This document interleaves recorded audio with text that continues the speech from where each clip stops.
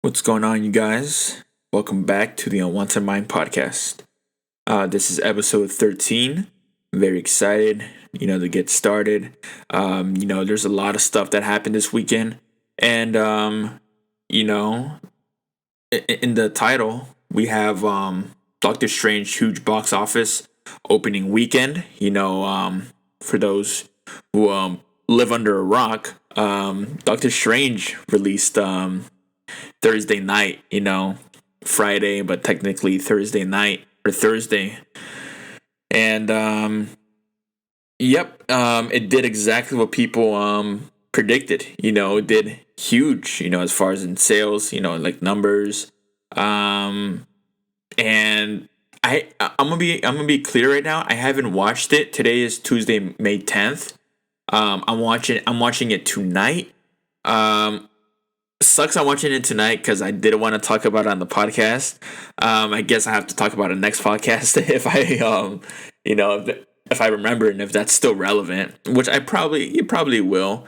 But sucks. I can't talk about it because I haven't watched it yet. Watching it tonight, but from what I heard is literally a huge movie. It's one of the biggest movies that there's quite a bit of jump scares.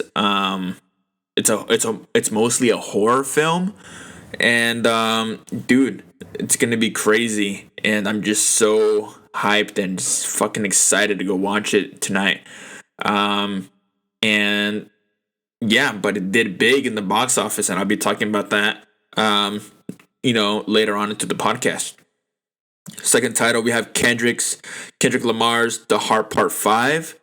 After 5 years, he has finally released the fifth part to his Heart Part series, the Heart Part 5, and there's a lot to go into on that. A lot of breaking down, a lot of just like, wow, just like, you know what I mean, reacting to it, how people reacted to it. This on Twitter, not just the song, but a music video released along with the song, as if the song wasn't already insane.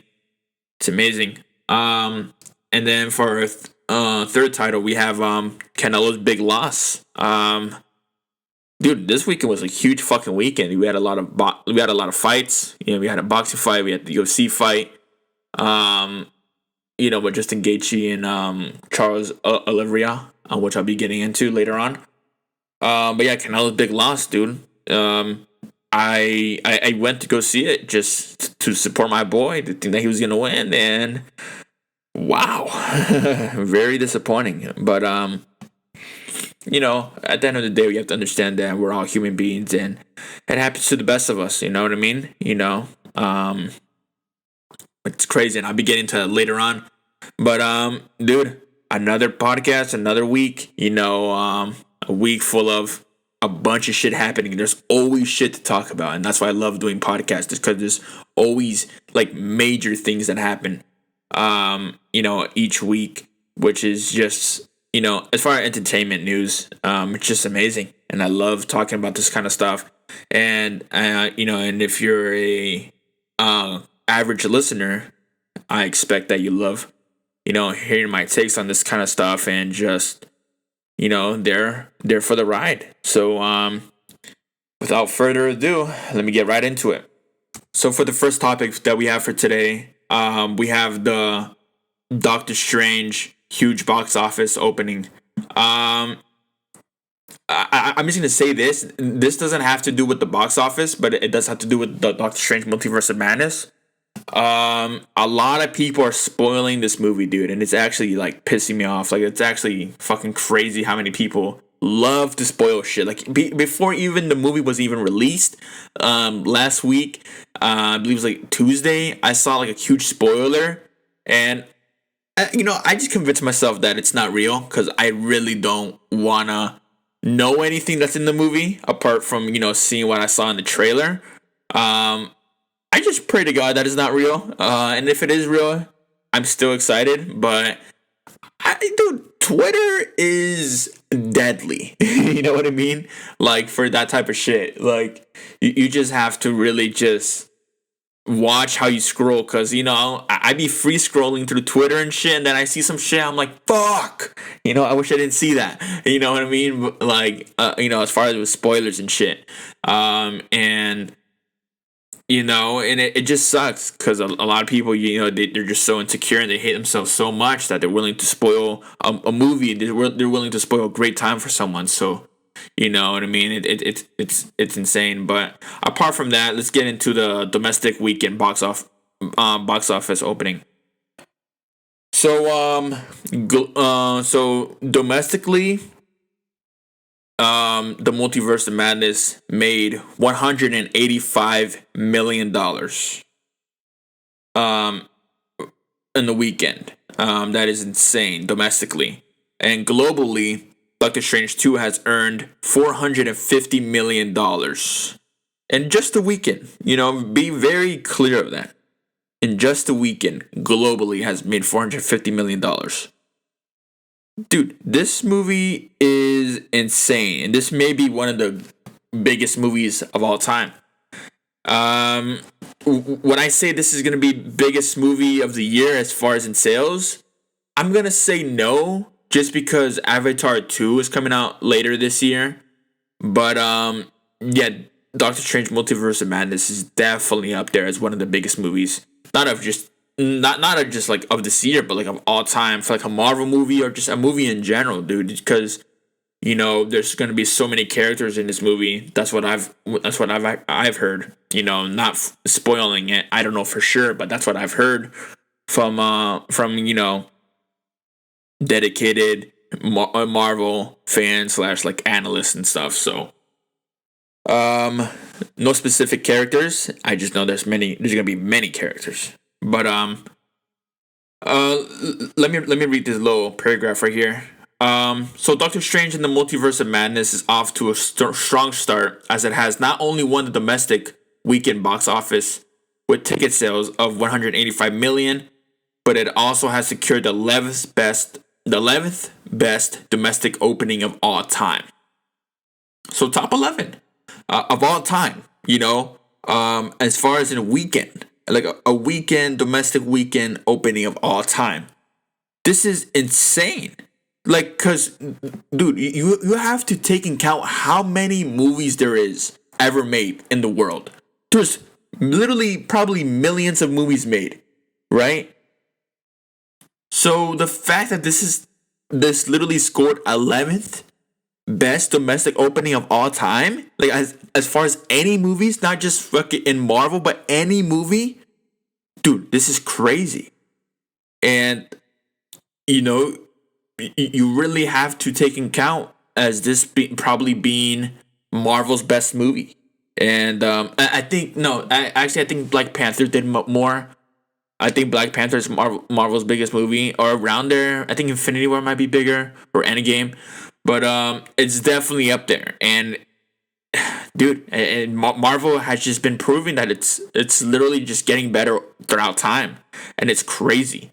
You know what I mean? Because they've been around for so long, and they're still able to make literally classics, masterpieces of movies. And it's crazy. They have such a great production company.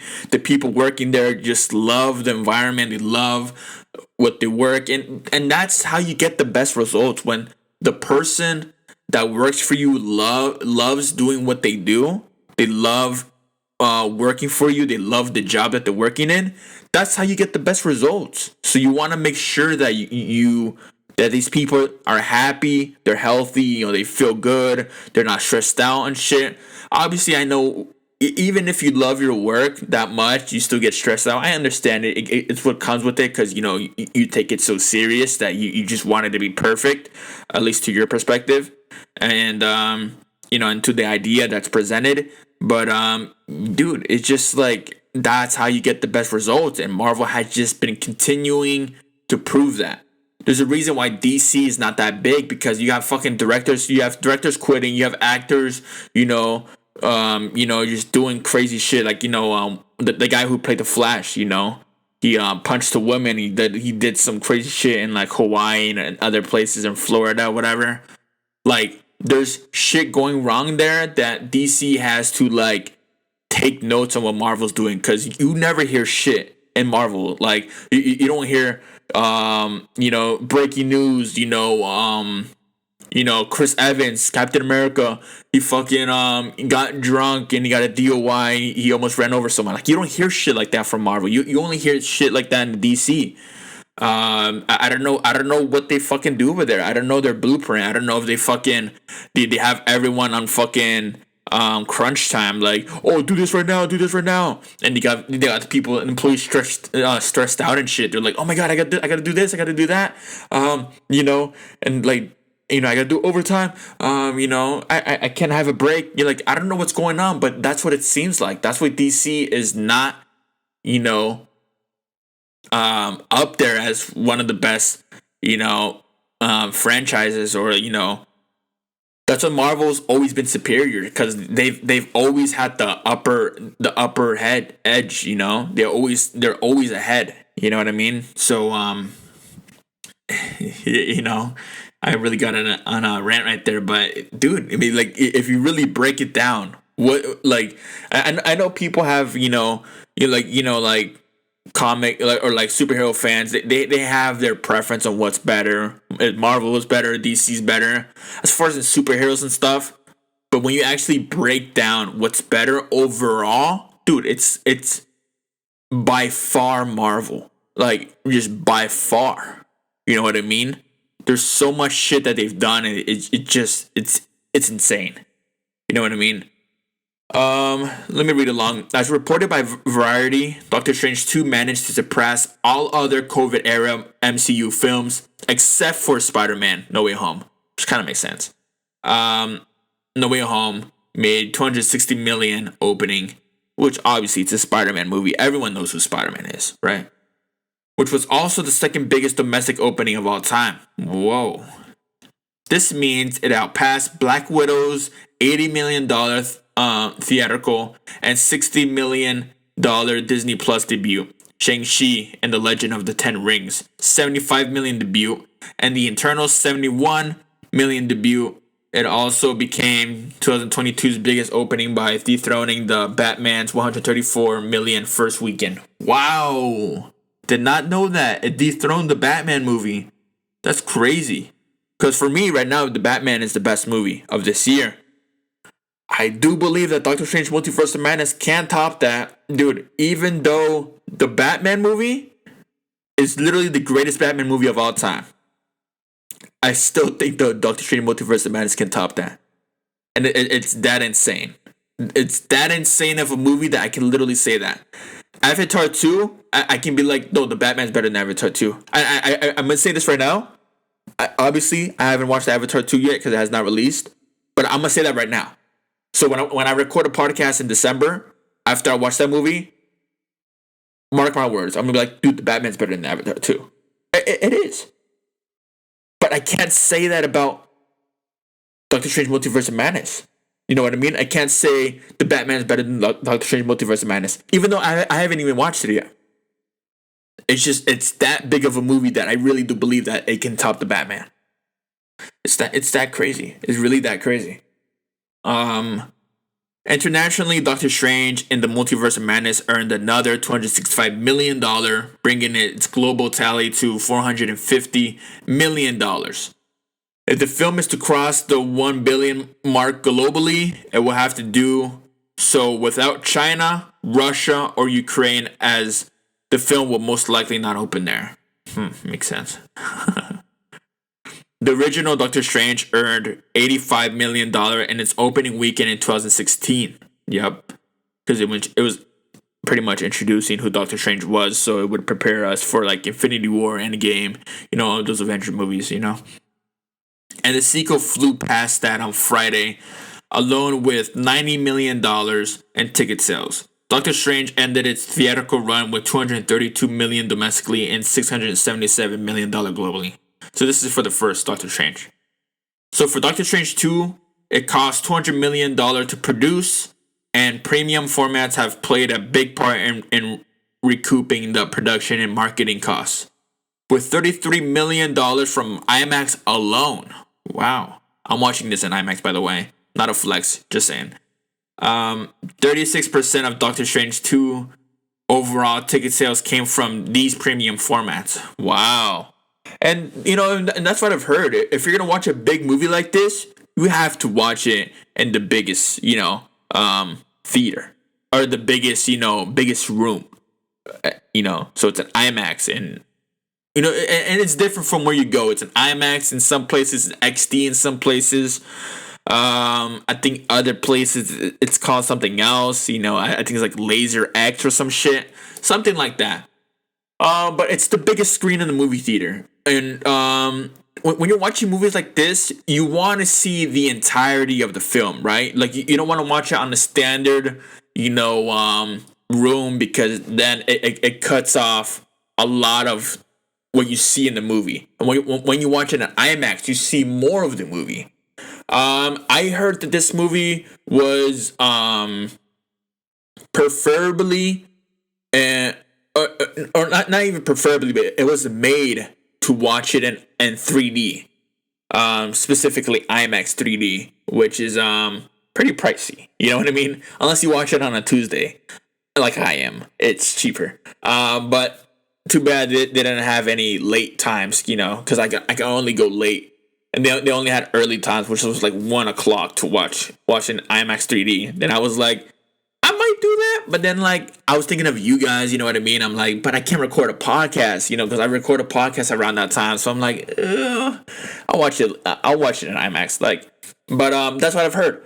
I heard it was best to watch it in IMAX 3D, because I think the movie was made in 3D. Like it has those 3D parts, especially when those jump scares happen.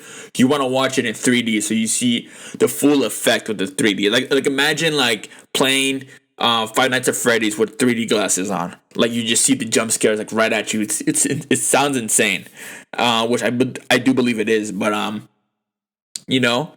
so if you haven't watched it yet and you're listening to this podcast, maybe, get an IMAX 3D ticket. And if you don't want to pay a lot like I do, watch it on Tuesday. It's not a biggie. Just, I just recommend to stay away from spoilers. You know what I mean? Because, there's a lot of people posting spoilers. So I if you see some shit on YouTube, you just put don't recommend this type of content. You see it on Instagram, just fucking unfollow those motherfuckers. I have unfollowed a lot of accounts because they try to spoil shit. I do a slow scroll, so I see the top, and as soon as I see some Doctor Strange shit, I'm like, you're blocked. You know what I mean? Or especially when you're watching like your friends' stories or some shit, be very careful, because they can post clips of the movie, and they can post like, oh my god, I didn't know like this person died in the movie, and then you're like, oh my god, literally ruined my whole experience. I'm like, I don't even want to watch it anymore. You know what I mean? Or especially on Twitter, dude, I really recommend just not going on Twitter until you watch the movie, because Twitter is it's crazy, especially when you're just free scrolling. You'll see some shit. that's for sure. But yeah, IMAX 3D, that's where it's at, I believe. Watching an IMAX, but not the 3D part, which it's fine, because I like, even though it is recommended to watch in 3D, I was just like, I don't know if like having the glasses on would kind of distract me. Like I would have to like adjust my glasses sometimes, and just feeling that there's glasses on me. I don't know. I'm not used to that feeling of wearing glasses, so I'm like, I don't know. You know what I mean? But if there was times for it, I would 100% watch it in 3D IMAX, but it wasn't, so it's all fine as long as it's an IMAX. You know what I mean? In our Doctor Strange in the Multiverse of Madness review, we said that the script is downright hockey sometimes, and there are odd moments that are weird for the sake of it, without adding anything of the overall lore or character development. That said, it's got a score that's to die for, some rocking performances, and fans will never once be bored. Nice. And this makes sense. And I hope this didn't spoil anything, right? There are odd moments that are weird for the sake of it, without adding anything to the overall lore or character development. That said, it's got the score to die for, some rocking performances, and fans will never be once be bored. Which, yeah, obviously I haven't watched it yet, but I do agree with this because since the movie is so short, I think it was cut down so you're not bored throughout the movie. Because I feel like if it was longer, it would have like, more of those, extra scenes that are not needed. You know what I mean? And since this movie it was so cut down, one, we might miss characters. That's one of the cons. But pro is like the whole movie would just be insane because it's that short. It's 2 hours and 6 minutes. So I think the whole film is 2 hours and 6 minutes. I don't know if that includes the post credit scenes, which I heard there was 3 post credit scenes. Don't take my word for it, but I heard there was a few, and a few means more than 2, right? Like who says a few but only means 2, right? Like it just seems a little weird. But I think there's 2 or 3, which is just mind blowing. You know what I mean? Because this is just if you're a huge Marvel fan and you know what I'm talking about with the post credit scenes, there's always some reveal for future films. There's always some reveal of future characters are going to be in movies. And it all makes sense, right? So you got to pay very close attention to that kind of stuff. I think before the movie even starts, there might be a full Thor trailer. I'm not sure. It might be a teaser of the Thor movie. But I did hear there's a full Avatar 2 trailer, and which I know it's on YouTube, but I didn't want to watch it on YouTube because I feel like it would be better just to watch the trailer on IMAX for the first time, the full trailer. But there might be a Thor and Love and Thunder full trailer. Don't take my word for it, but that's why I believe. Or if not, it's just a teaser. But yeah, I mean, you just keep a lookout. It happens right before the movie starts, just to warm you up for what you're about to witness. Like in No Way Home, there was the Doctor Strange Multiverse of Madness teaser trailer right before No Way Home started. So I think that might happen unless they do a full trailer, which they would probably have released already on YouTube on their channel, Marvel Studios or Marvel Entertainment. So, obviously don't take my word for it, but that's what I believe. Just because of past experiences. But let's see what else there is. After 2 weeks atop the box office, the movie The Bad Guys, settled for second place this time with $9.7 million. Sonic the Hedgehog 2 landed in third place with $6.2 million. And Fantastic Beasts, The Secrets of Dumbledore took fourth with $3.8 million. And Everything Everywhere All at Once rounded out to the top 5 with $2.7 million. And this is after 2 weeks. So, yeah, not domestic weekend opening. So, yeah, that's pretty much it. I'm just I'm scrolling through the website, just trying not to get spoiled, because I almost came across some shit. Yeah, I almost did. That was kind of crazy. It's very scary searching up Doctor Strange because you'll automatically see some shit. So yeah. So that pretty much sums it up. If you're a fan of Marvel, if you're not a fan of Marvel, you're just a fan of, you just love watching movies, you're a fan of movies, I would 100% watch this movie. I would 100% recommend watching this movie just because there's just so many heroes. Like there's so many this movie was really. They took their time making this movie. You know what I mean? And they really just try to make it action packed, on where you'll just be locked in the entire movie because it's 2 hours and 6 minutes. This is about as long as Venom: Let There Be Carnage. So it's about as long as that movie.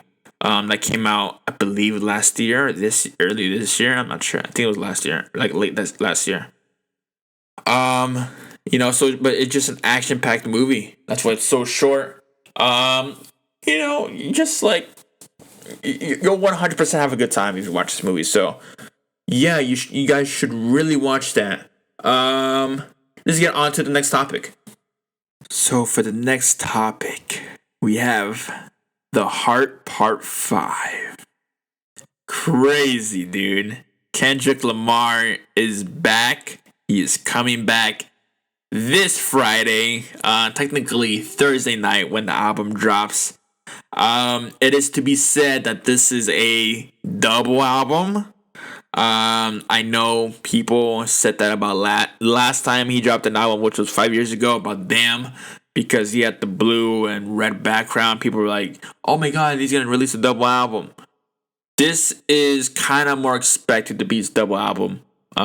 This is his 5th studio album. The album's called Mr. Moore and the Big Steppers. People are saying that he's going for like a Tupac.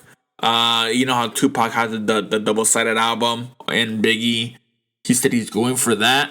People are saying he's going for that. And also in a picture that he posted, he had 2 CDs, one titled Mr. Moral and the other one, the other disc, The Big Steppers.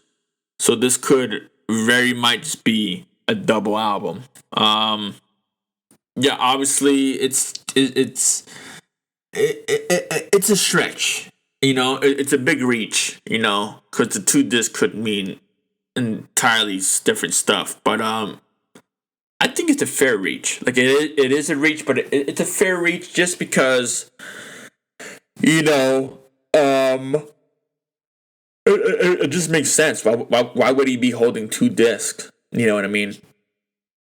But as far as The Heart Part 5, dude, this song, I'm on the Genius website right now. I'm trying to look for the producer. I can't find the producer, dude.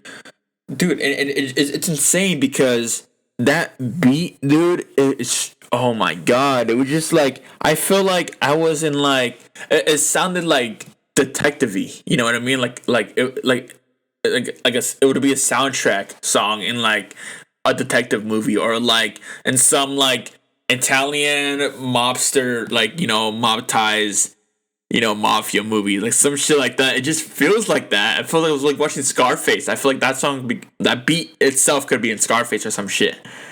It was just like, and the thing is with the Heart Part songs, you know what I mean? By record, it has like nothing to do with the album sound or anything. So, yeah, I still don't know what I expect from this album. Like, this album could just sound completely different, which it has been proven. Like, when you hear The Heart Part 4, then you hear Damn, it's like, dude, this would make no sense. Like, if The Heart Part 4 was on the Damn album, it would literally make no sense, because it literally does not fit it. So, yeah, I still have no idea what the fuck to expect from this album. All I know is that I'm excited for it. The Heart Part 4 was the Heart Part 5 was an insane song. If you haven't listened to it, what the fuck are you doing? It's already at 12 million. I literally watched it when it was like, it was like 8 minutes out, and it had like 2.7 thousand. I was honestly stunned by what's it called?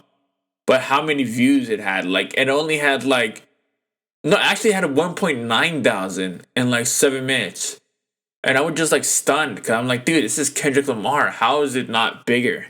How are other motherfuckers getting so many views and shit in like a couple minutes, but like Kendrick literally drops a music video? Like, honestly, it was hard to believe, because I saw it on my recommended on my feed, and I was like, there's no way this is real, because I've came across a lot of like fake Kendrick Lamar channels, just trying to like teasing fake shit. And I was like, there's no way this is real. So maybe that's what people thought as well. But then I clicked on it. I clicked on the channel. I'm like, oh, this is real. Then I checked, videos on the channel. I'm like, oh, yeah, he literally did post this. So I was just like mind boggled, because even though I've always been expecting a Hard Part 5, I just never know it would release. I was watching, I believe his name's Sean C. He's like a reactor. He described it best for me. He literally said it's like it was mythical. Like we all know that Kendrick Lamar is a real person. Like there's evidence that he's a real person, but when he drops something, after like years of like not saying anything, it just seems mythical. Like, is this real? You know what I mean? Like, is this guy actually real? Like, it feels like, well, didn't this guy pass away? It's like, no, wait, no, he didn't. He just hasn't been around, and it's just, it's insane. It really is insane to like be a part of this. Like even just saying that Kendrick Lamar is gonna drop an album this week, it's insane because we went 5 years without saying that. You know what I mean? And at some point, it just seems like he never is gonna drop an album. But 5 years later, you know what I mean? He's like, "Thank you for your patience." I'm like, bro, patience is like, bro. We need a little more than just, "I appreciate your patience." You know what I mean? Like there has to be a music video for every song of the album. After you drop this album, a month later you have to drop a collab album with J. Cole. Like you do hella shit. I'm still waiting on that.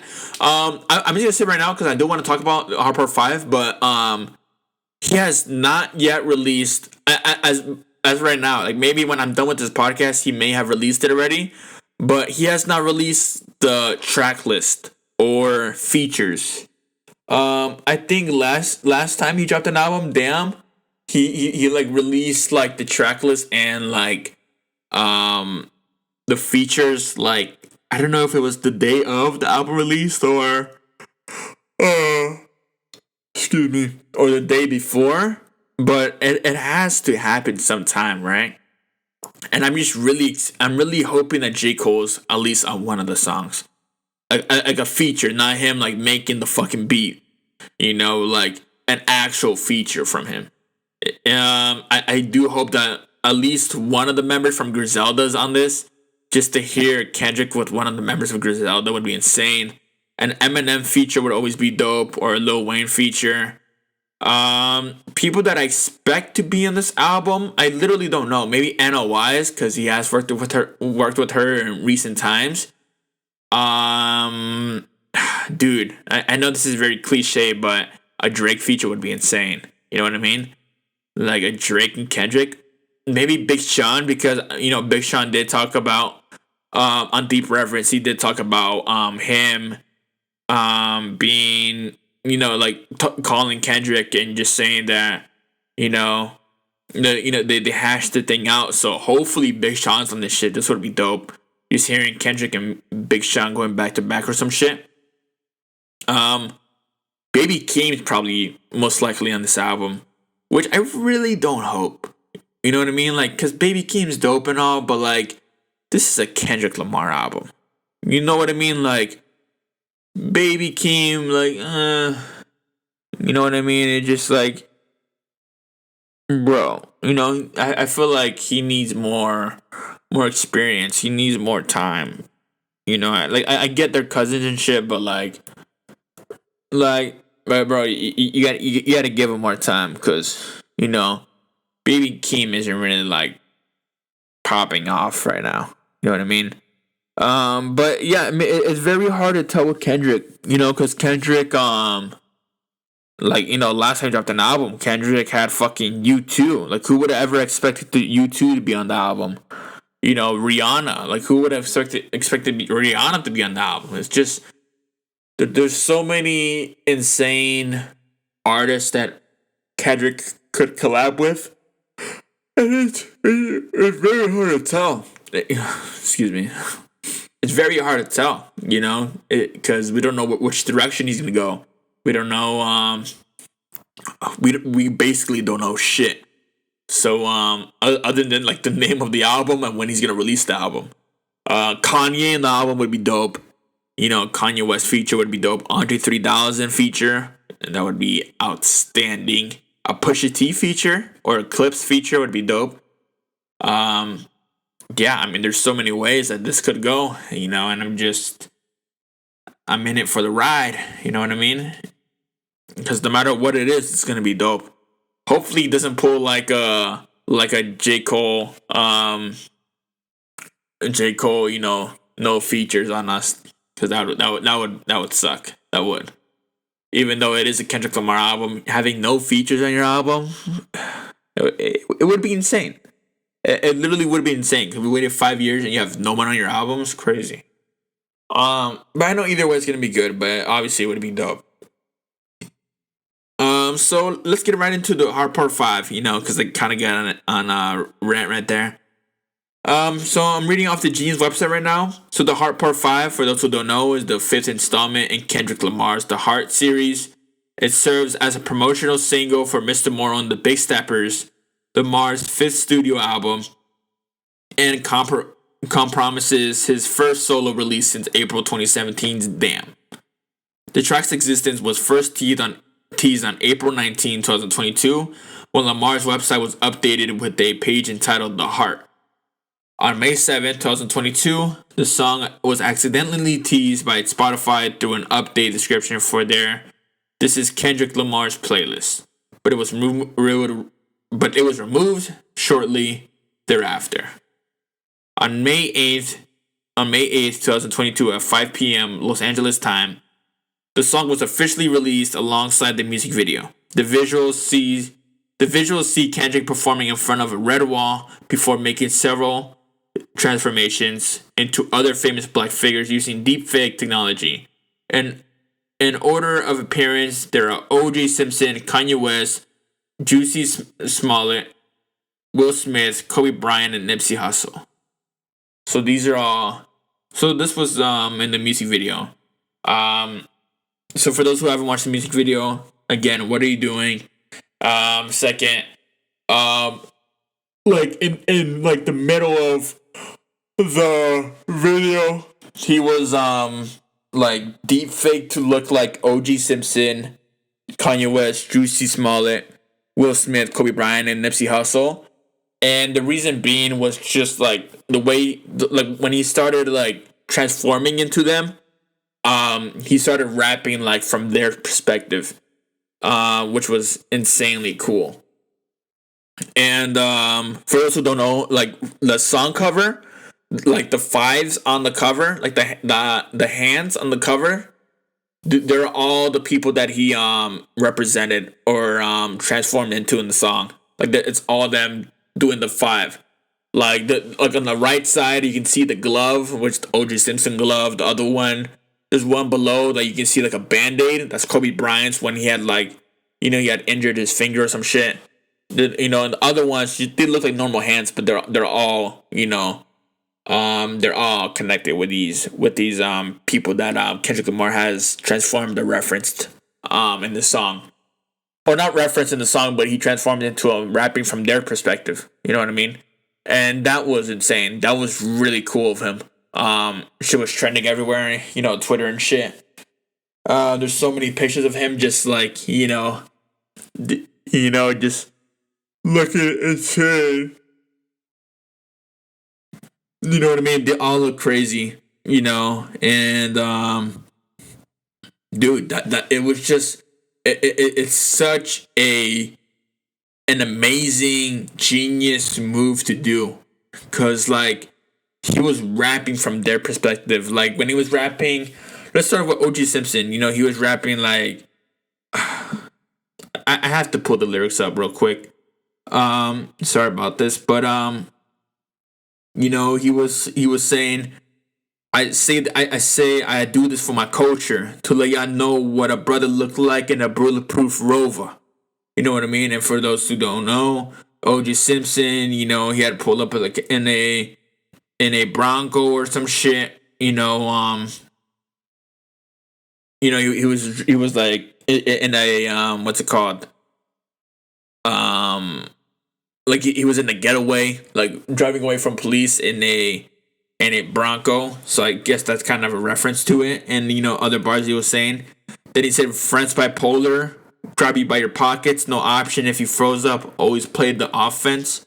He was referring, Kanye West with the bipolar. And as far as other lines, and then when he was talking about New Revolution was up and moving. I'm in Argentina wiping my tears full of confusion. This was the what's his name? Juicy Smollett. He was rapping from his perspective. And then later on in the lyrics, he said, in the land where in the land where hurt people hurt more people, fuck calling it culture. He was rapping from Will Smith's perspective, because I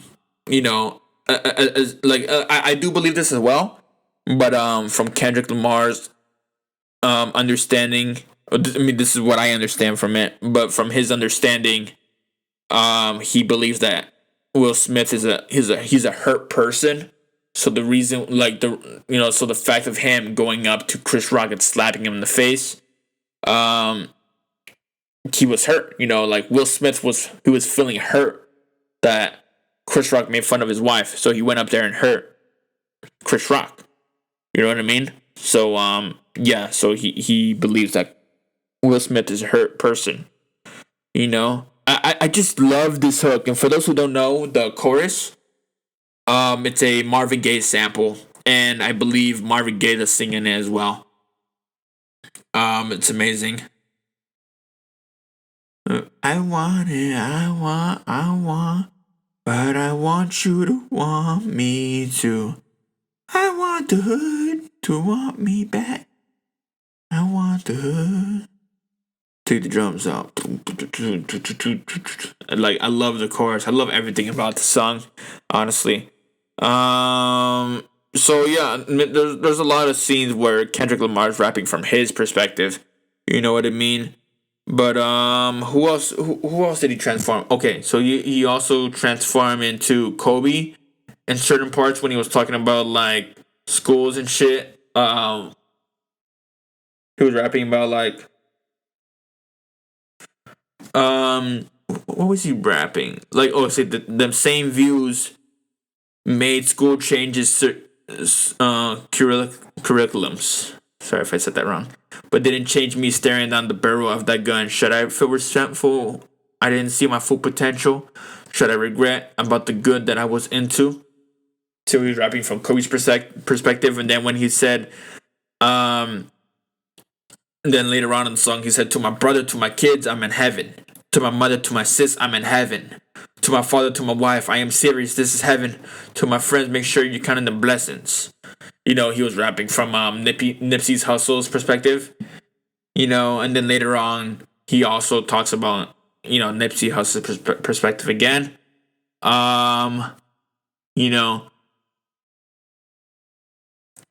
Lines with, I can't blame the hood the day that I was killed. Y'all had to see it, that's the only way to feel.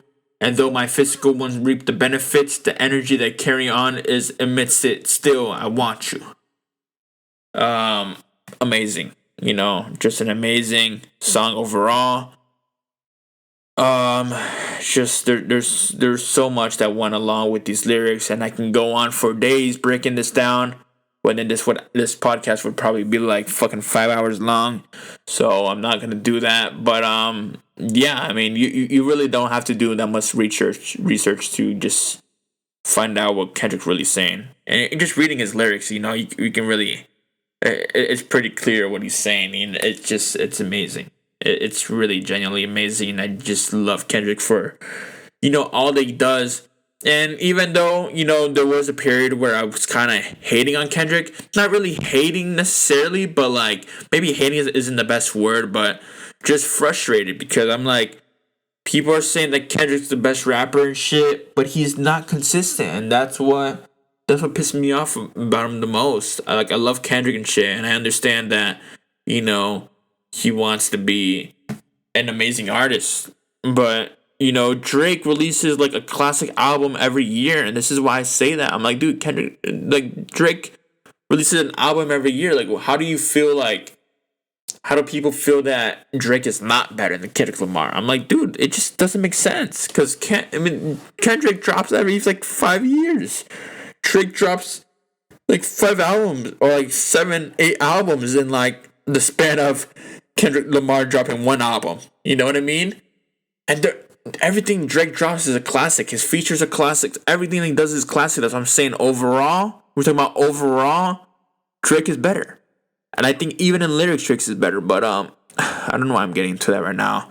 But it really just did pop up in my head. But as far as the Hard Part 5, man, amazing. I don't know if this is going to be his last hard part, just because he's going to leave TDE. So this might be his last hard part. If it is, dude, what a way to fucking end it.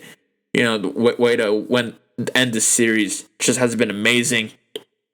And I really don't know what to expect, because since he is leaving TDE on this album, I don't know if this is going to be like his next album. I don't know how crazy that would be, because he's not signed to TDE. He won't be signed to TDE by then. And it's just like, I don't know. Like, is he going to do something different? Like, I don't understand what he's going to do. You know what I mean? You know, because we're already hearing crazy shit coming from him signed to TDE. So imagine when he's not signed to TDE. You know, him with no restrictions. It's going to be insane. You know what I mean? And I don't know if the whole dropping every 5 years is completely his decision. Or if that's how the label wants to do it. But, yeah, man, I just hope to hear more Kendrick, because I really don't want to just, like, have to wait every 5 years, you know what I mean? Because it would really suck. Because, I love Kendrick, so I want to hear more of him. That's why I get frustrated with him. I don't hate him, but I get very frustrated with him. You know what I mean? But, yeah, dude, that's the Hard Part 5 right there. So, yeah, I think that's really all to be said about this. So, let's get right to the next topic. So for the next topic for today, we have Canelo's big loss.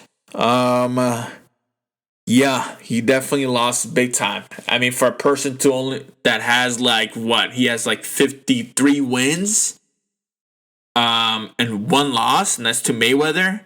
To lose now after 5 years, it's crazy. Like, he hasn't lost in 5 years. You know how insane that is? He hasn't lost in 5 years. He lost last weekend. It's crazy. I mean, I really don't know what to say. It just, I don't know if it wasn't Canelo's night. I don't know if he wasn't feeling good. You know, obviously he won't really tell us, because he always says, I don't have any excuses. I don't have any excuses.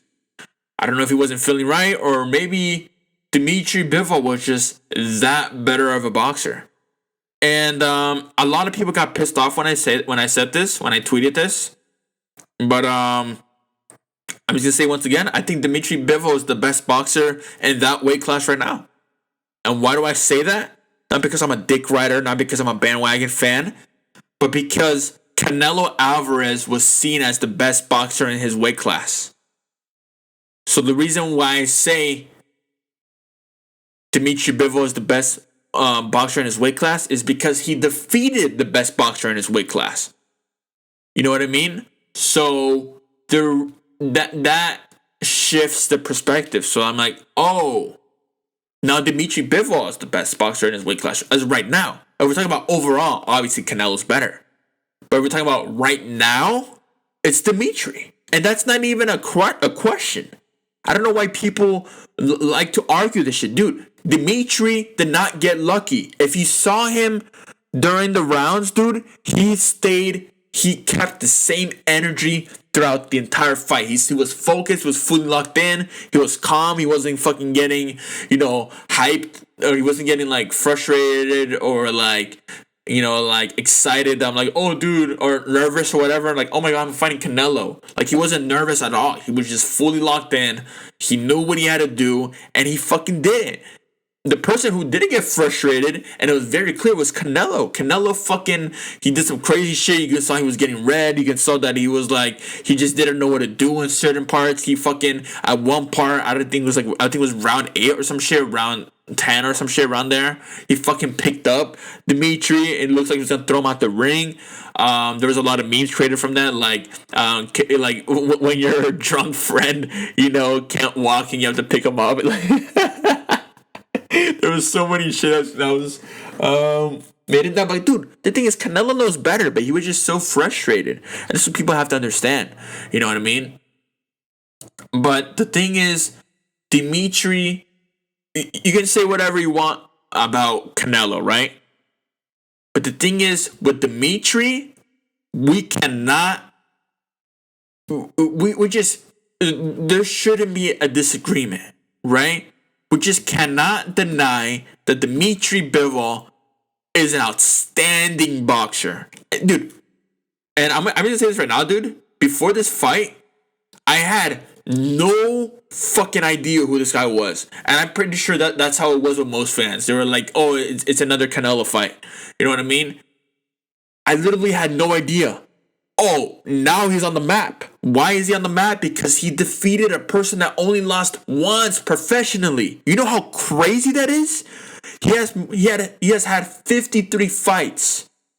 And the thing is, what I won't be taking is that people calling Canelo, oh, he's old as shit now. I'm like, dude, what the fuck are you talking about? What are you even saying? You know what I mean? He's 31. How is he old as shit now? Like, it's just like, I probably shouldn't put like those type of trolls and shit. But like, bro, he's 31. What are you talking about? He's too old? Dude, fucking Mayweather fought like at 15 years old or whatever against Logan Paul. Like, bro, what are we even saying right now? Dimitri's 31 too. What the fuck, bro? He's also 31. What are we even saying? Canelo's old. Dude, Dimitri's the same fucking age. What are we even saying? Maybe Dimitri looks younger and shit. He does look younger. He has he has great genetics. He fucking looks like 23 or some shit. But, dude, Dimitri's literally the same fucking age as Canelo, and people are like, bro, Canelo's old as shit, bro. Like, oh, he's losing his touch. What are we even talking about, dude? It's just like people, they get their sources from like, oh, dude, trust me, bro. And they fucking, they get their sources out of their fucking ass, and they start talking like shit, like, bro, this and this. Like, bro, he has to work on this, he has to work on this. I'm like, bro, you're not a fucking trainer. What do you know about boxing, dog?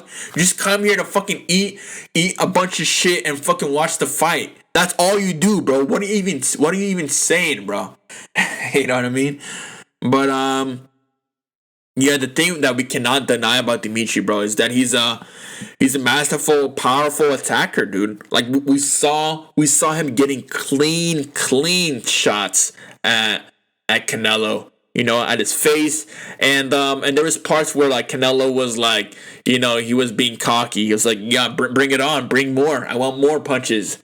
But I think that really showed his sign of insecurity, right? Like, he was just like, he just had no response to what Dimitri was doing. There was the point where he's like, even Canelo's arms went down. Like this actually hurts to say because I'm a huge Canelo fan. This is terrifying to say, but like, I actually thought the ref was gonna call it TKO.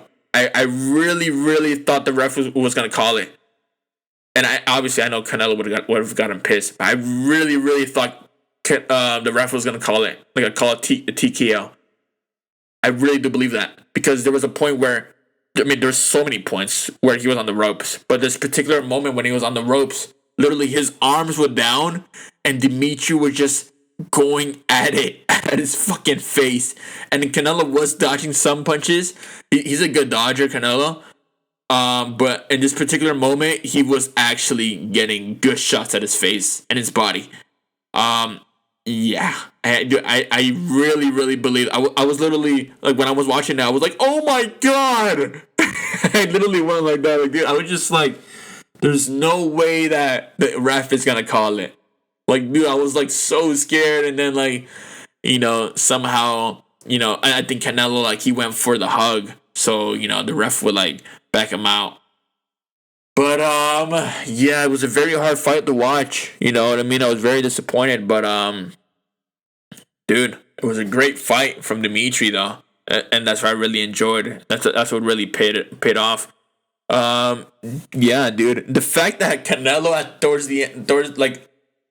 but at the end of the fight, he was like looking up to the fans and shit, like he fucking won the fight. I'm like, dude, there's no way you won, and you know this. You know you did not win this fight. Literally, what I was thinking in my head, even though I'm a huge Canelo fan, like Canelo's literally like, if not one of, but like my favorite boxer of all time. I was literally like, dude, if the refs or if the judges somehow rigged this to Canelo to win, dude, I'm literally like, I'm never gonna watch another Canelo fight, cause then I know it's fucking rigged. Like if Canelo actually won, I'm like, okay, so boxing is actually rigged, and I'm never gonna watch a single fight again from them. But Dimitry won. I'm just like, obviously I was disappointed, but I was like, fair enough. He literally deserves to win. He literally is the winner. Like if any judge fucking voted against Dimitry, they're literally a rigged judge. Because there's no way that Canelo won. He probably won some rounds. When I say some, I mean very, very little, right? Like maybe 3 or 4. And this is me being generous, right? Maybe 3 or 4. Let's just say that, right? Just for the sake of it. But yeah, dude, if the judges like somehow outscored Canelo, point wise against Dimitri, that is absolutely insane, and you should not be a judge. Like that should not be your occupation. That should not be your career, because there is no way in hell that overall the entire fight Dimitri was even close to losing. You know what I mean? From beginning to end, there's no way he was gonna lose. So, cause at the end of the fight, dude, Canelo was like, he looked more fucked up. When you saw Dimitri, you're like, did he even fight anyone? Like, it didn't even look like he fought anyone. For fucking Christ's sake, he was fighting Canelo. He didn't even look like he fought anyone. That's how insane Dimitri was. He's amazing at both scales. He's amazing at offense, but I think he's even more amazing at defense. Because throughout the entire fight, he was blocking. He always kept his arms close. And I felt like it was very hard for Canelo to even punch him. Like, anywhere. Right? Like, he was mostly going for his arm, because his arm was the only thing open. Like, Canelo was punching his arm so he could put the fucking arm down. Because he was covering his face the entire time. And people can be like, oh, dude, that's like the easiest move to do. I'm like, no, that's fucking strategic. That's fucking playing it smart. Not safe. Because playing it safe is like, you know what I mean? Like, it might be a draw. But he was playing it smart. Why? Because he fucking ended up winning. He had more punches. He had more of everything. You know what I mean? Even though he was covering up most of the time, he still had more punches than Canelo. So that just shows a lot. You know what I mean? But he played it smart. And Canelo really did not have a response towards that. And therefore he got frustrated. But thankfully towards the end of the fight, they were both cool. Canelo was like, dude, I don't have any fucking excuses. I fucking lost. I'm gonna take it like a man. Dimitri was like, dude, he was like, I always knew I was gonna win. I know, he's like, I know I've always been the best, but now people actually know that I am the best. I beat, Canelo, in his accent, Russian accent. But Canelo was asked by the whatever they're called, not the announcer, but like whatever they're called, the commentator or whatever. They asked them, will there be a second fight? Will there be a rematch? You fucking took a beating. Are you willing to fight this guy again? Back for those belts. And he was like, fuck yeah. Dude, he's like, dude, right away. Fucking sign that shit already, dude. We're gonna have a rematch, and I'm gonna win. And, the commentator asked Dimitri the same question. Are you willing for a rematch? Canelo wants to have a rematch with you. Are you down with that? He thought about it. He was like, yeah, I do. But I want to fight for his belt. Because I have to get a reward after over this. Because I already beat Canelo. I already have a win over Canelo. Now I want his fucking belt. Now I want to win and say I beat Canelo twice, and I want his fucking belt. And I'm just gonna say this right now, dude. If Dimitry lands another fucking win against Canelo, oh my god. Like I'm actually being serious. I'm like, oh wow. This changes everything. Actually, this actually changes everything. If Dimitri beats literally probably the world's best boxer in that weight class in this day of age, keep a lookout for Dimitri. That's all I'm saying. That's all I'm gonna say, because it hasn't happened yet, the second fight. But that's all I'm gonna say right now. Keep a lookout. Remember his name, because he's gonna go a long way. Beating someone at that caliber, not once but twice, he's got something. And he's already proven that with this fight, but he definitely has something, and he could be up next. Like, and when I say up next, I mean like he could be the next, greatest boxer, at least a contender. You know what I mean? For that. In the world, and it's, I mean, dude, people really don't understand how insane that win was. To beat someone at that caliber. Canelo took, you gotta remember, this is Canelo's boxing fight back in the ring. Like, he took a long break. Like, he had so much time to recover. He has so much time to train. You know what I mean? He has so much time to spar. He lost. You know what I mean? Dimitri never took a break. He was still fighting. So that's all I'm saying, dude. This could really be the start of something huge for Dimitry Bivol. And I'm gonna be respectful for him. I'm gonna say his whole name. Dimitry Bivol. Keep a lookout for him, dude. Remember his name. Mark my words, you're gonna see him around later on. That's all I'm saying right now. I'm no sport analyst, but I know a thing or two about an underdog beating a top dog in this fucking field. So that's all I'm saying, bro. Yeah, dude. People did not react to that well either. People were just like, whoa, like it was literally groundbreaking. It was like as if like a mega earthquake happened or some shit. Like people were like, did you feel that? Like, dude, holy shit, did Canelo just lose? You know what I mean? Like, it's literally, you couldn't even fathom it. Like, whoa, what just happened? Like, there's no way he fucking lost. It's just insane. I do pray for the best for Canelo, because I really do want to see him win. I love Canelo. Like I said, I'm a huge Canelo fan. I hate to see him lose, but you gotta pay respect when it's due. And Dimitri, dude, he's got my full respect.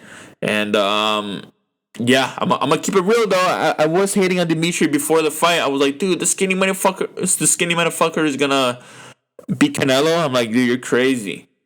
And then he ended up beating him, and I'm like, oh, so this is how it feels to be completely wrong. Cause I was completely wrong. So yeah, dude. Canelo is now 57-2. He has 2 draws, 2 losses, and 57 wins. Ooh, he was very disappointed, dude. You know what I mean? Because we haven't seen Canelo like that. We always see them celebrating after his win. We always see like every fight that Canelo has, it's always like a small stepping stone. It always seems that way, but took a loss, dude, and it's really crazy to see that, dude. Like Canelo's people, dude. Like, I'm looking at it right now. I'm looking at the picture. The people of him ringside, dude.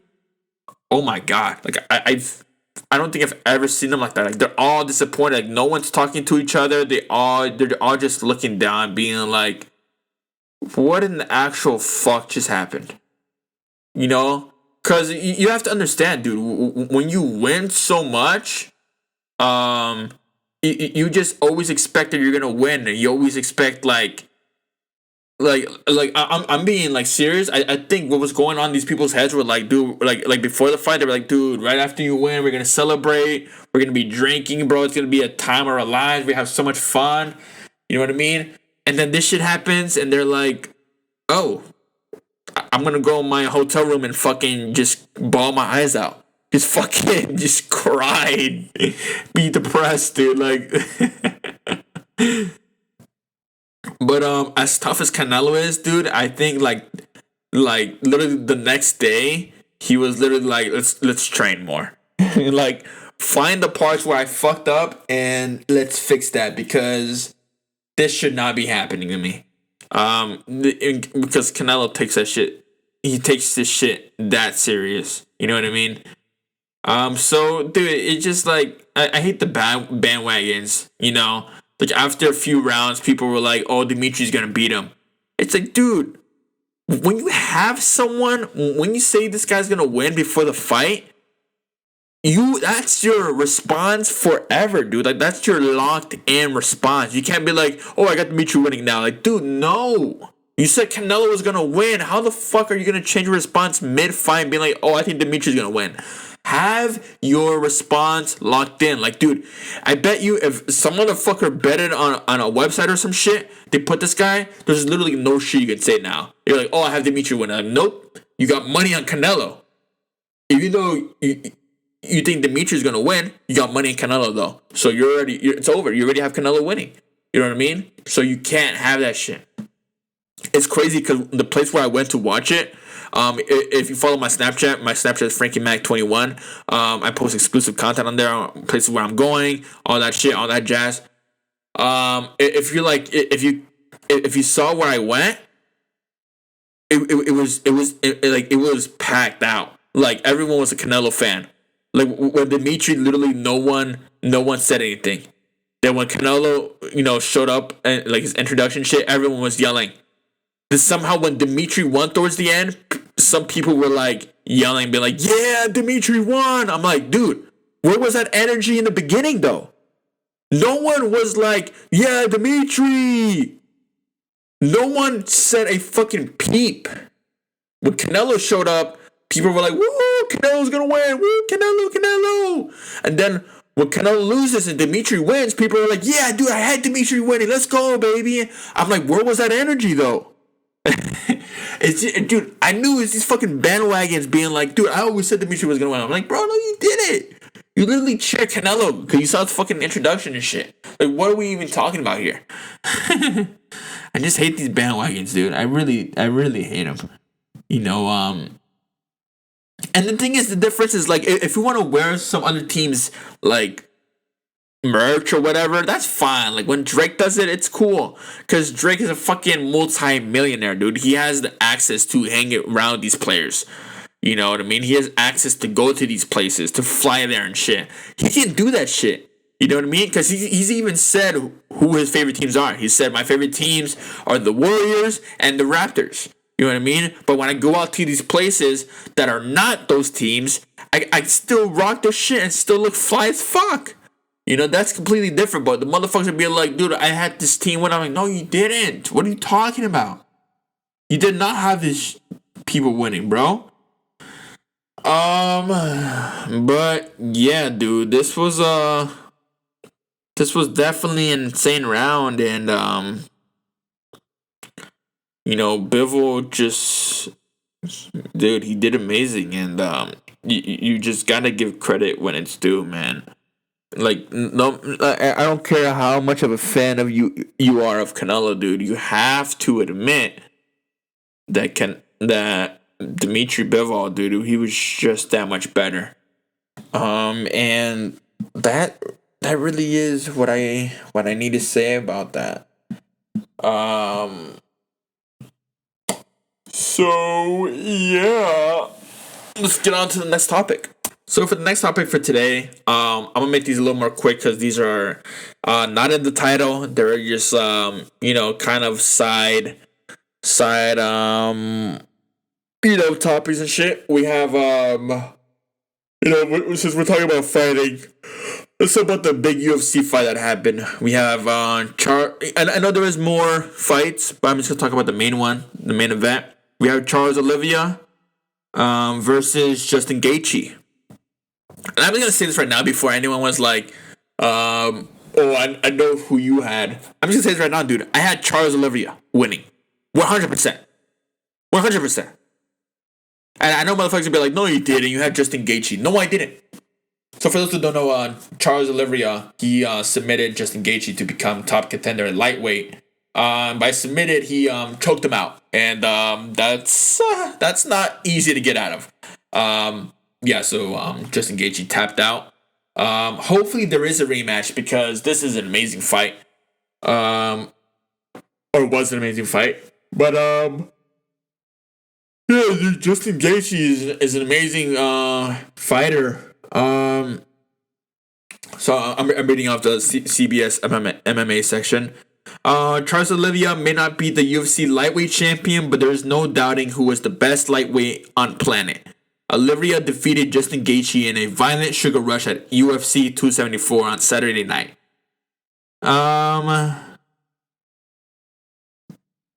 So yeah, dude, it did not. It was saying right here, things as usual during this lightweight title campaign did not look good for Oliveria early.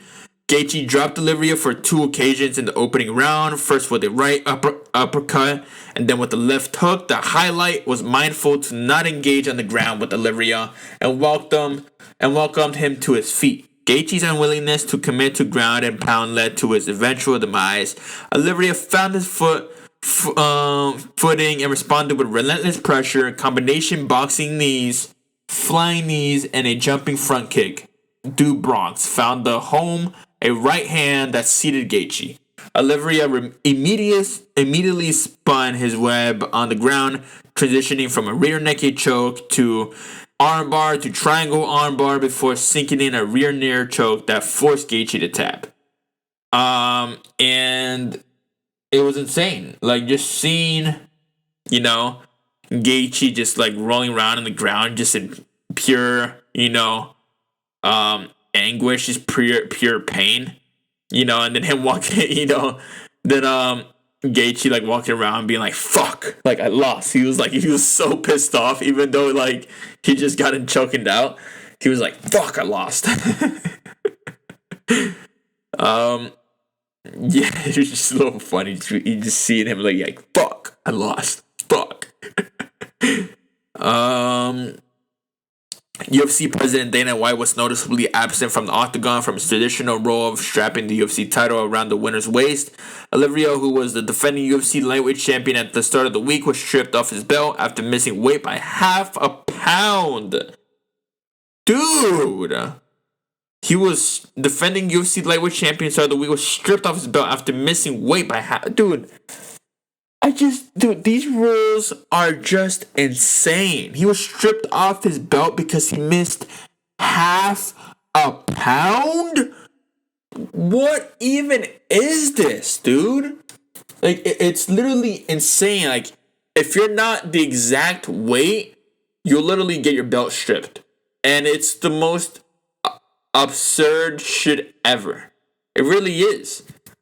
Half a pound? Are we kidding me? Like, dude, like, if he had drank a little bit more water, he would have made it. Like, dude, what is going on at the UFC, dude? This is why people like Jake Paul speak out against it, because it's so fucked up how they treat these motherfuckers, dude. And then they don't pay him as much. Like, they do. I mean, to a regular person, they do pay him a lot, but to these motherfuckers, dude, they get paid. They could be paid way more. They're risking their lives for fucking Christ's sake, dude. You're telling me that, a few $100,000 is enough, or however much they get paid? Like, dude, come on. What are we talking about here? Half a pound? There were rumors circulating from multiple fighters this week that inaccurate scales given to the fighters in advance contributed to weight issues. Regardless, Oliveria is no longer the UFC lightweight champion, but will compete for it in his next fight. Oh Oh my goodness. Hey, there's something here, Oliveria teased during the post-fight interview with a help from a translator. This is a message to the entire division. I am problem for the entire division. Look at this team. Look at me. I am enlightened. This is my title. It should be here. He also went at Conor McGregor. Hey, Conor McGregor, are you coming up, or are you gonna go running away? Oliveria has extended his winning streak to 11 and finished Gatjhe, Dustin Poirier, Michael Chandler, Kevin Lee, and many others during the stretch. What a fucking list. God damn. The only small blemish, if you can't call it, it is a clear unanimous decision win over Tony Ferguson in December 20. Yeah, talking about Tony Ferguson, dude. He got knocked the fuck out. But Michael Chandler, I believe. Wow. I remember like looking down on my phone real quick, then turning up and just seeing the knockout right away, and I was like, huh? What just happened? For those who didn't see the knockout, I would 100% recommend to watch it if you're not sensitive to like brutality, because it was insane. Like, he literally, like, the bottom of Michael Chandler's foot literally uppercutted Tony Ferguson right on the jaw. And I mean, what happens when that happens? You go to sleep. And that's what happened. Yeah, that was also an amazing fight. The girl fight was amazing as well. I apologize for not knowing the fighters' names. All respect to them. I'm pretty sure a listener should know. But all respect to them. All respect to the fighters that fought. Not only in the UFC fights, but in the boxing fight before Canelo and Dimitry Bivol fought. It's not an easy thing to do. You're risking your life every single time you fight. Sparring, training. You're risking your life. You're putting your body to work. It's definitely not an easy thing. So my true regards and respect goes out to these people. Let's go to the right to the next topic. So this one's a little quickie. We have Balenciaga drops their dilapidated Paris sneaker. I don't know what the fuck dilapidated means, but they dropped their Paris sneaker, and I would 100% recommend searching it up, because this is by far the worst pair of shoes I have ever seen in my fucking life. I can't even like comprehend. Like, I get the whole aesthetics of it, right? But this is like Yeezy on roids, dude. This is like if Yeezy just was like, if he executed like 100% on the homeless look. Like, this is what would have come out from it. It's just like, I feel like fashion brands are finding more ways to scam you out of your money. I 100% believe that's what it is. How can we scam our consumers for more money and for less material? I think that's really what it is. The whole art aspect of it is, it literally just goes away, because this is not art to my. And obviously, beauty, beholds in the eye of the beholder. Beauty lays in the eyes of the beholder. I think that's the proper way to say that phrase. But yeah, this is the ugliest shit I've ever seen in my life. And what's even uglier is the price. The price on it. This shit's going for $650 for a pair of literally sneakers that you can get off of homeless. Just tell them like, I'll pay you like $10 for your sneakers, and they'll give it to you and some shit.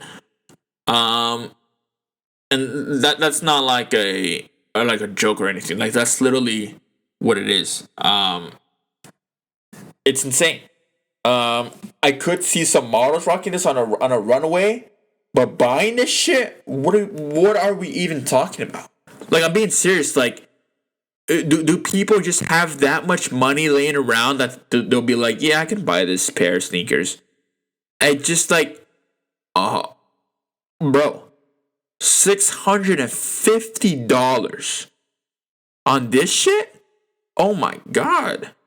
Like, do you not have someone that like? Did you not have someone that teaches you how to fucking like manage your money, dude? Like, imagine going to your financial advisor being like, should I blow this amount on these shoes? They'd be like, what the fuck are you talking about? They'll literally be like, they'll be like, I know it's against the rules to do this, but I literally quit from working with you. Like, I can't work with you if you're gonna buy shit like this. I can't work with you. Then you'll be like, wait, what the fuck? But you're my financial advisor. And they'll be like, dude, you're spending $650 on this shit. There's literally no advice I can give you. Then I just need to fuck off. Like, you're bad for my health. You know what I mean? But just imagine telling someone like you bought this. Like, imagine telling your mom being like, I bought these sneakers for dad for Father's Day. They'll be like, I think you're adopted. Like, you're definitely not our son. If you're buying shit like this, and the thing is, dude, this is literally the only argument people can say. They'll be like, oh, dude, this is pure art, or you don't know real art if you don't buy these. I'm like, bro, shut the fuck up, dude. This is not art. All they did was spray paint Balenciaga that you can barely fucking read on it, and they fucking burned these shoes, and they fucking pounded these shoes with like a jackhammer or some shit. Like, they fucked up these shoes so bad, and they're selling, like, dude, it's not even wearable. And that's the thing. You can't even wear these shoes. Literally, the top of the shoe is completely cut off. There's holes in this shit. Like, where are you gonna go wearing these bitches? It's dirty as fuck. It stinks like shit. There's literally no art about this, dude. If I saw this at exhibit, I would fucking leave right away. There's no point of getting these shoes. It's insane. Like, the whole thing I said about the runaway, because, runaways are usually known for being weird and shit. We've seen runaways where, like, there's a model holding, like, I don't know if you guys seen this. I forgot what brand it was that did this. It might have been Balenciaga, because they're known for doing weird shit like that, but it might have been that. It was just, like, a model holding another model, like, ass up, like, it basically in a 69 position. And it was like ass up, and the model's like walking, like showing off their, the clothes. It's insane. I'm like, what are you guys doing, bro? Oh my god! There should be a clear borderline between what's art and what just complete shit. This is literally complete shit. There should be some type of border. You know what I mean? Because there's no way that this is art by any means of the word. You know what I mean? This is not fucking art by any means. And I am a fair believer that anything could be seen as art. This is definitely not it. This actually pisses me off, bro. But I'm just gonna say this next topic because it's a small topic. It's a big issue, but it's like not much to say about it. So for the next topic, we have the YSL members that consist of Young Thug, Gunna. They got detained on RICO charges, and 28 YSL members, including Young Thug and Gunna, charged in 56 count indictment. Young Thug was accused of telling or calling his homeboys in a prison where YFN Lunchi was. So Young Thug, this is I don't know if his accusations are confirmed, but Young Thug like called his boys at the prison and told them to beat the shit, like literally kill YFN Lunchi in jail, and they did that. And they might have a like a tape they might not tape of the. They might have to tape of the killing, but like a call log or like the actual call recording, the audio from that, and yeah, dude, they're Gunna and Young Thug are arrested as far as 28 YSL members. This is crazy, man, and a lot of people are being like, "Free Gunna, free Young Thug." I'm like, I don't know, dude. People were saying this shit about the baby, and it's you know, a lot of people, just because people see them as celebrities and shit, because they are celebrities, but they're like, oh, they're celebrities, they can get away with shit. I'm like, no, the law applies with everyone. The law applies with everyone, buddy. Not just, oh, celebrities, you get a free pass. Like, no.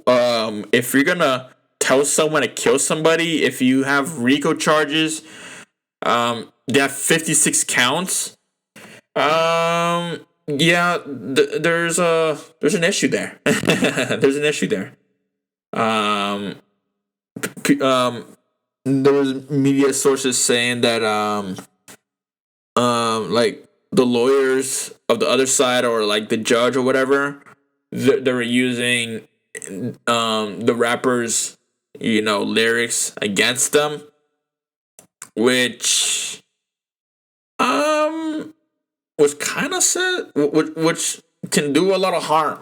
You know what I mean? Because if the rappers are like, oh yeah, none of this was real, one, it shows how fake they are in the music, and what they're rapping about is not real. But if they do confirm that to be true, one, they are real, but two, they're in big trouble.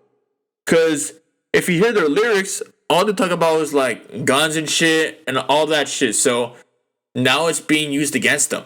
And a lot of people are being like, dude, it's art, it's freedom of speech, they should be allowed to say anything. I'm like, yeah, except when they're literally talking about crimes they commit. Then there's a problem. And we know rappers love talking about crimes they commit, because they assume that they can get away with shit like that. But now it's kind of showing that, oh, we can't get away with shit like that now. Yeah, it's a very touchy, subject. But I mean, that's pretty much it. It's just, if you're a rapper listening to this, just watch what you say, because we're being shown right now that you can get locked up, or not locked up for what you say, but it could be a amazing evidence for the other side to use against you when you have 56 counts on you and RICO charges. This could definitely do a lot of harm towards your towards you in general. I am a fan of Young Thug and Gunna, man, but I am also a fan of truth and fairness and shit. So if they get arrested, they kind of deserve it, man. Does it suck? I mean, it sucks because we're not gonna get new music from them anytime soon. But at the end of the day, man, this does seem like to be the most fair thing to do. So yeah, I know a lot of people are gonna disagree with me, man, but dude, you gotta follow the laws, man. You know what I mean? You can't. You gotta know the laws. You know what I mean? You have to know the shit. So yeah, I know I didn't talk about everything. I was gonna talk about the playoffs and shit. The playoffs are still going. You know what I mean? The Warriors are up. The Celtics are tied with the Bucks. The Suns and the Mavs are tied. 76ers and Heat are tied. Today's Tuesday. The Heat and the 76ers are gonna play tonight. The Mavs and the Suns are gonna play tonight. Who do I have winning? I got the Heat winning tonight. Even though the 76ers are looking crazy. They're looking crazy with a beat back. Masked up Embiid. I do have the Heat winning just because I believe they are a better team. And I got the Suns winning tonight. Especially Chris Paul being, I think he has a big chip on our shoulder now because, the incident that he had with that kid. Not kid, maybe like teenager or whatever that pushed his mom and shit. So he might fucking put up another 30. He's been really good. But yeah, that's my picks. And yeah, I just I hope you guys enjoy that podcast. Let me know what you guys think about the topics that I talked about today. Let me know how you feel about my takes. What are your guys' takes? What are your thoughts about the topics that I talked about today? Are you guys gonna watch the Doctor Strange movie? Let me know. Let me know how you feel about it. Let me know what parts you liked about it. By then I probably have watched it already. So let me know what parts you liked about it. And let me know how you feel about the Jack Harlow album. I know I didn't talk about it this podcast, but let me know how you feel about it. The Heart Part 5. Let me know how you feel about that. Who do you have winning the NBA championship or this playoffs? Who do you have winning the fight, the boxing fight, the UFC fight? Let me know. I'll engage with you guys. My social medias are down in the link below. If you're on YouTube, Spotify, you can check out my shit on. You can see the description on YouTube. Instagram. Here's Where Is Unwanted Mind. There you'll see my link tree. You'll see all my links, all my socials. You'll see all that shit. No OnlyFans. I don't plan on ever creating an OnlyFans. But you know what I mean. Just all my social on there, my YouTube, my Snapchat, Spotify, all that shit. You'll see all that shit. Another amazing podcast recorded. Blessed, happy. Hope you guys are too. And see you in the next podcast.